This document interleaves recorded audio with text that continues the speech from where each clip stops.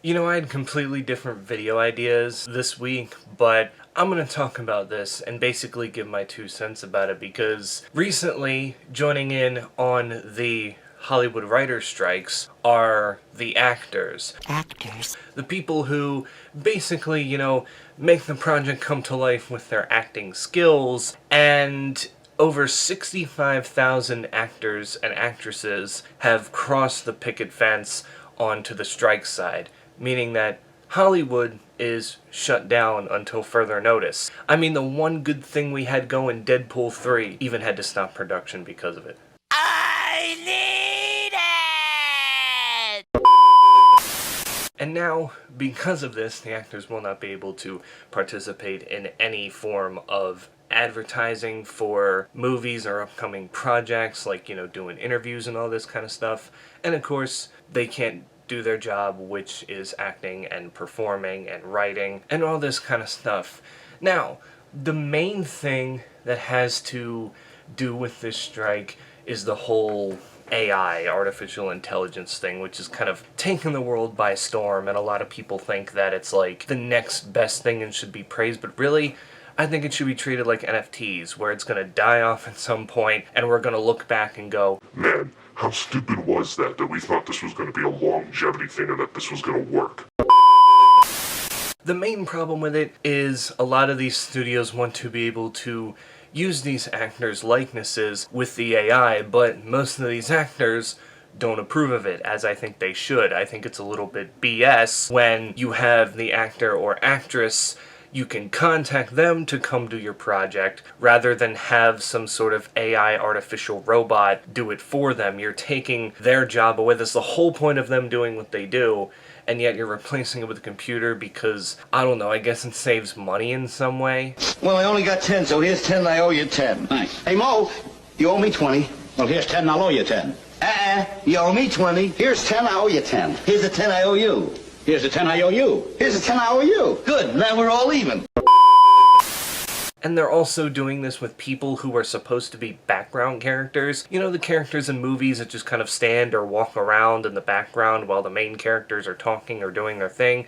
Yeah, they're thinking about doing that with the background actors. To me, a lot of this AI stuff has to do with nostalgia, because now, seemingly, everybody wants to bring back actors and musicians that have been long gone, long passed away, and create something new with it, even though those people aren't here with us today and, can't consent to having their likeness used for the artificial intelligence. I mean, even Paul McCartney wants to create one final Beatles song using AI for John Lennon's voice, and in my head I'm just like, why? John Lennon has been dead for 43 years, and George Harrison's been dead for, I think, a little bit over 30 years. We've pretty much come to the conclusion that we're not going to ever get any new Beatles, because it would be impossible. You only have half of the band left. If those two got together and made a song... Basically, for newer generation, it would be like if Nirvana decided they were going to AI Kurt Cobain's voice, or if Linkin Park was going to AI Chester Bennington's voice. It wouldn't be the same because it doesn't have that same passion that came from the person that created the art and sang it to us. You couldn't really call it the Beatles because it's not what it is. Let it go. I think that's what this whole thing is. People with AI just need to let things go. Those people are gone, and it's always great to cherish what they had done throughout their time when they were here, but once they pass on, at some point, you gotta move on. But basically on CBS News, this is basically what it says. At issue in SAG-AFTRA negotiations is the use of artificial intelligence in movies and the impact of streaming services on actors' residual pay. Actors now face an existential threat to their livelihoods from the use of AI and generative technology. They propose that our background performers should be able to be scanned, get paid for 1 day's pay, and the company should be able to own that scan, that likeness for the rest of eternity without consideration. That's another thing I forgot to mention. So they would pay the background actors for just 1 day, but then since they have that scan, that company would be able to own that scan of said actor and just continue using that throughout without, calling them back up or, giving them what they're worth with their pay. Like, that just seems so shitty to me. It's like a way of cutting corners, but not realizing how it could affect the person that you are doing this to. And even Disney CEO Bob Iger has basically talked about it, and he says the strike would have a very damaging effect on the whole industry, saying there's a level of expectation that SAG-AFTRA and the WGA have that is just not realistic, which is bullshit.